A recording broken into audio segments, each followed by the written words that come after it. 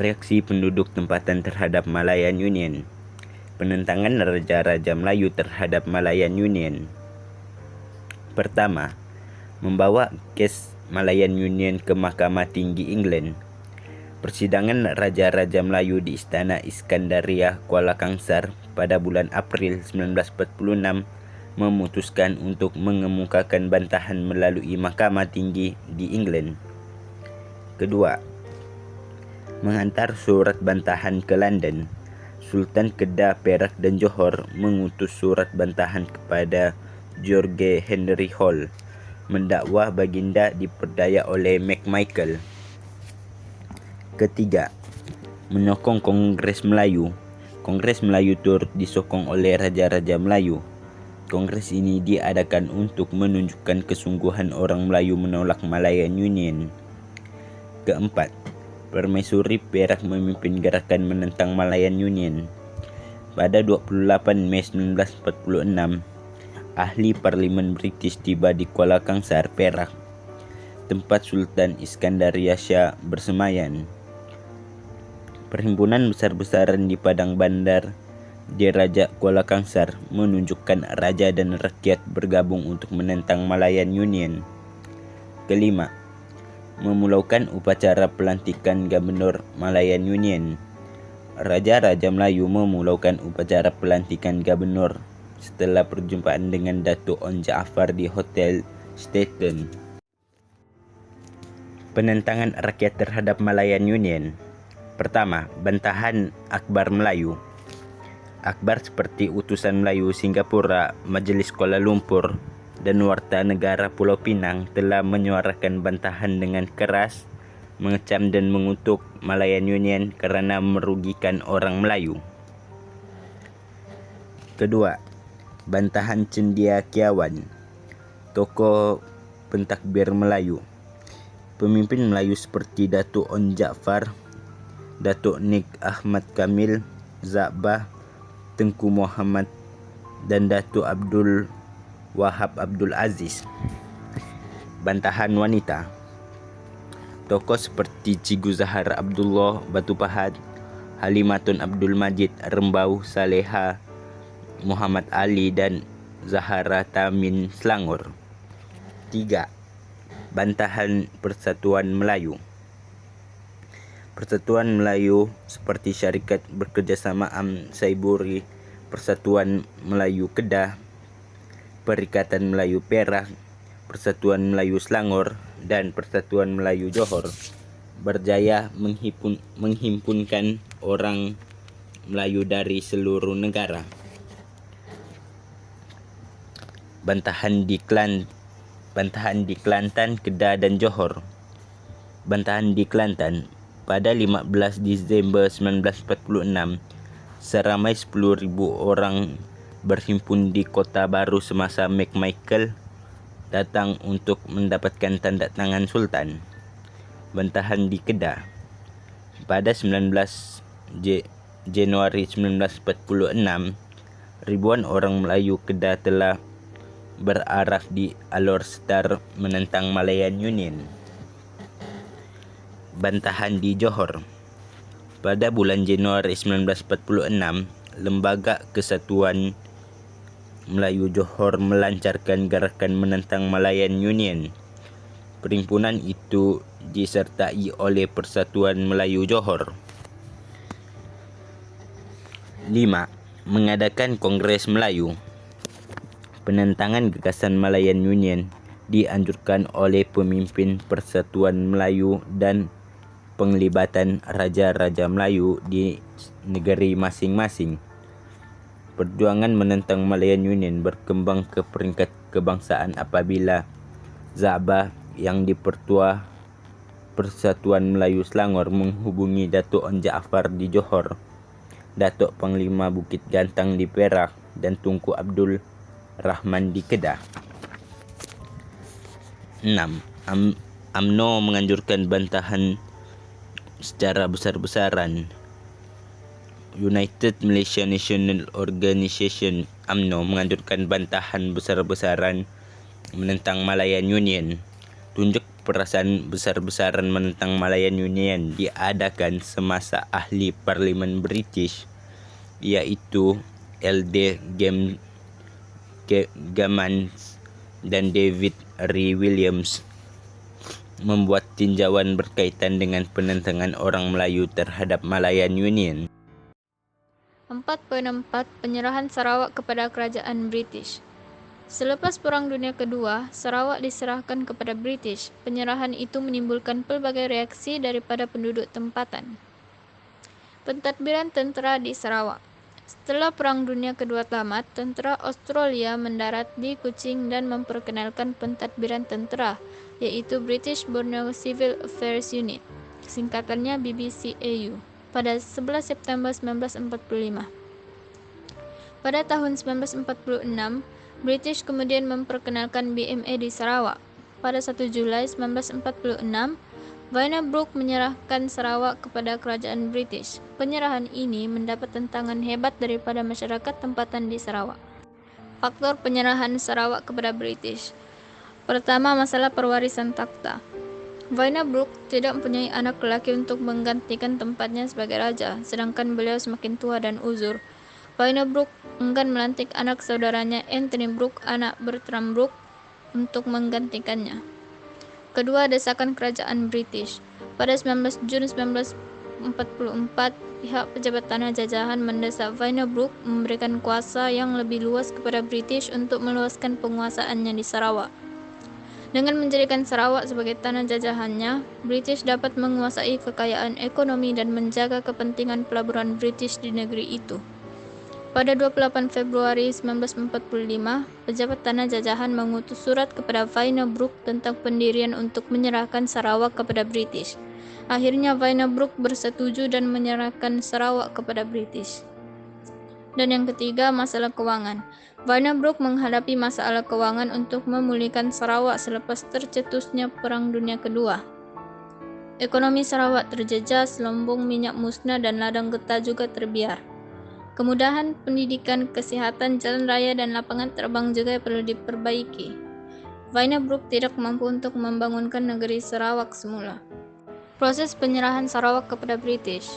Pertama, pejabat tanah jajahan mengutus surat kepada Vannerbroek pada 28 Februari 1945 untuk meminta beliau menandatangani surat perjanjian dengan George Henry Hall, setiausaha tanah jajahan. Pada 24 Oktober 1945, beliau bersetuju menyerahkan Sarawak kepada British. Kedua, Vannerbroek menghantar setiausaha pribadinya Gerard T. McBrien untuk mendapatkan persetujuan daripada ketua tempatan. Ketiga, Gerard T. McBrien pulang ke England bersama-sama dengan dokumen yang ditandatangani oleh ketua tempatan Sarawak. Vannerbroek bersetuju menyerahkan Sarawak kepada kerajaan British. Penyerahan itu dibuat tanpa pengetahuan rakyat Sarawak. Keempat, kerajaan British mengarahkan Vannerbroek supaya mendapatkan kelulusan Majlis Negeri dan persetujuan rakyat Sarawak terlebih dahulu. Kelima, kerajaan British menghantar 2 orang ahli parlimennya, yaitu Gamans dan Rhys Williams, untuk membuat tinjauan. Mereka tiba di Kuching pada 2 Mei 1946. Hasil tinjauan itu mendapati sebahagian besar pribumi menentang penyerahan Sarawak. Orang Cina menyokong penyerahan Sarawak.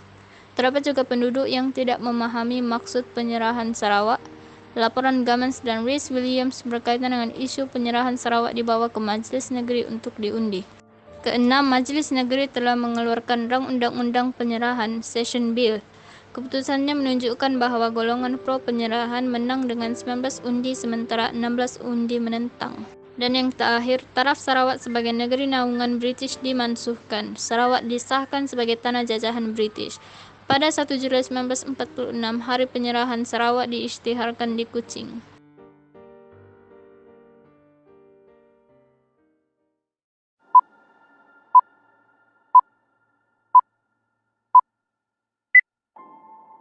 Bab 4, Era Peralihan Kuasa British di negara kita. Topik kita pada hari ini adalah 4.5 Reaksi penduduk tempatan terhadap penyerahan Sarawak. Berikut adalah faktor penentangan penyerahan Sarawak.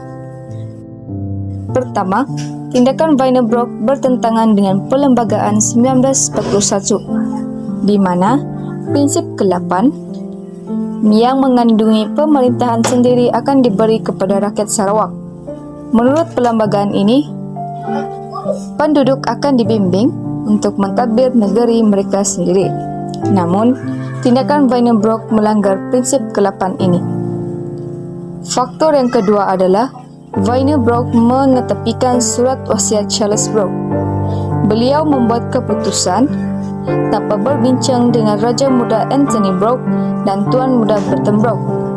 Golongan menentang ini ingin memulihkan pemerintahan Sarawak. Faktor yang ketiga adalah Gerard T. McBrien menggunakan pelbagai muslihat. Beliau jalankan pelbagai muslihat seperti tekanan, pujukan, desakan, sogokan untuk mendapatkan persetujuan daripada ketua tempatan. Berikut adalah bentuk penentangan rakyat Sarawak. Pertama, mereka mengadakan persidangan. Johari Anang yang merupakan pengerusi dan Syed Kawi Osman anjur persidangan yang diwakili perwakilan seluruh Sarawak. Objektif mereka adalah untuk mengadakan demonstrasi pada setiap 1 Julai. Antara pertubuhan yang menyertai persidangan ini adalah Pergerakan Pemuda Melayu PPM, Barisan Pemuda Sarawak BPS, Persatuan Kebangsaan Melayu Sarawak PKMS. Kedua, mereka mengadakan demonstrasi, iaitu pada 30 Oktober 1946. Demonstrasi pertama adalah ketika kedatangan Gubernur pertama Sarawak, iaitu Charles Arden Clark di Astana. Demonstrasi ini diketuai oleh Datuk Patinggi Abang Haji Abdillah dan disertai 16 Persatuan Melayu. PKMS mendesak British untuk berundur. Antara kata yang tertulis pada demonstrasi tersebut adalah, "Kami membantah sekeras-kerasnya atas tindakan Brooke serahkan Sarawak kepada kolonial Inggris." Ketiga, mereka meletakkan jawatan beramai-ramai. British menyedari pemimpin anti penyerahan terdiri daripada pegawai awam dan guru. British bertindak keluarkan Pekeliling nombor 9/1946 ataupun Sirkular nombor 9 pada bulan Disember 1946. Pada 2 April 1947, 409 kaki tangan letak jawatan, termasuk guru petugas di pos dan telegraf, kastam dan jabatan marin. Selain itu, 56 pelajar menamatkan pengajian sebagai bantahan tentang penyerahan Sarawak kepada British. Seterusnya, terdapat juga bantahan daripada golongan wanita. Cikgu Lily Eberwin, iaitu dari pertubuhan PKMS, Haji Sipa Tunku Othman, Dayang Fauziah dan Cikgu Ajiba Abol antara golongan wanita yang menentang penyerahan Sarawak. Kaum ibu yang diketuai oleh Cikgu Lily Eberwin berkunjung ke Rumah Panjang untuk mengadakan kempen kesedaran. Mereka sanggup berkorban masa dan tenaga untuk mengatur demonstrasi. Seterusnya, mereka menggunakan akhbar. Gerakan anti penyerahan dapat tenaga baharu apabila akhbar Utusan Sarawak diterbit pada Januari 1949. Ianya digunakan sebagai saluran untuk menyebar penentangan terhadap penyerahan Sarawak. Pengarang menggunakan kritikan tajam seperti membuat artikel yang bertajuk "Kerajaan British Menipu Rakyat" yang disiar pada 7 November 1949. Selain itu, mereka juga menulis surat bantahan. Pergerakan Pemuda Melayu (PPM) menghantar surat kepada Kerajaan British sebagai bantahan. Pada 1949, BPS telah menghantar referendum memasukkan penyerahan Sarawak. Mereka menghantar surat kepada Perdana Menteri British, Sleman Ati. Rakyat Sarawak juga menubuhkan kumpulan Rukun 13. Ianya ditubuhkan pada 20 Ogos 1948 dan ditubuhkan secara sulit oleh para pemimpin Pergerakan Pemuda Melayu. Dipimpin oleh Awang Ramli, Melchizedek dan Bujang Santong. Sasaran mereka adalah untuk menghapuskan pegawai tinggi British di Cebu. Terdapat juga peristiwa sungkit berdarah. Rosely Dobbie menghantar pejuang kemerdekaan Sarawak. Beliau menikam Duncan Stewart dan seminggu kemudian beliau meninggal dunia di hospital Singapura. Pembunuhan ini memberi kesempatan kepada British untuk menindas gerakan anti penyerahan pada 6 Disember hingga 7 Disember 1949. British menutup pejabat PPM, PKMS, DPS dan ASAS. Rosely Dobbie, Melchizedek, Awang Rambi dan Bujang Santong dikenakan hukuman gantung hingga mati. Namun, anggota rukun 13 yang lain hanya dikenakan hukuman penjara. Ini adalah gambar buku peristiwa berdarah 1949 di Cebu, yaitu peristiwa sungkit berdarah. Reaksi penduduk yang menyokong penyerahan Sarawak. Pertama, mereka berfikir bahawa ianya boleh memajukan negeri. Ahli Majlis Negeri, Datuk Bandar Abang Haji Mustafa menyatakan bahawa selepas perang, Sarawak mengalami banyak kemusnahan. Penyerahan ini dapat membaik pulih Sarawak dari pelbagai aspek seperti politik, perhubungan, perdagangan dan pertanian. Selain itu, ianya juga dapat memajukan penduduk tempatan. Golongan pro-penyerahan tubuhkan Young Malay Association untuk galakkan kemajuan orang Melayu dalam bidang ekonomi dan sosial. Mereka membantu orang Melayu yang mundur dan ketinggalan dalam pelbagai aspek, terutamanya politik. Topik yang seterusnya adalah 4.6 Penyerahan Sabah kepada Kerajaan British. Selepas tentera Jepun kalah, British Military Administration (BMA) diperkenalkan di Sabah. Kota Kinabalu dibebaskan daripada kawalan tentera Jepun pada 28 September 1945. Manakala sendakan pada 19 Oktober 1945. BMA diketuai oleh CFC Majeski kepada Sri Lanka, India dan Burma. Sementara itu, Sabah adalah sebuah negeri berpotensi untuk menggantikan jajahan tersebut. Sabah berupaya membekalkan bahan mentah dan kawasan pasaran. Seterusnya, meneruskan dasar British dalam hubungan luar. Semasa pemerintahan SBUB, Sabah merupakan negeri naungan British. British menguasai perhubungan luar negeri dan pertahanan Sabah. Ini mendorong SBUB menyerahkan Sabah kepada British pada tahun 1946. Faktor yang ketiga adalah masalah kewangan SBUB. Sebelum meninggalkan Sabah, tentera Jepun telah memusnahkan bandar Jesselton, Pudak dan Sandakan. Ini memerlukan kos yang besar dan tidak mampu ditanggung oleh SBUB. Oleh yang demikian,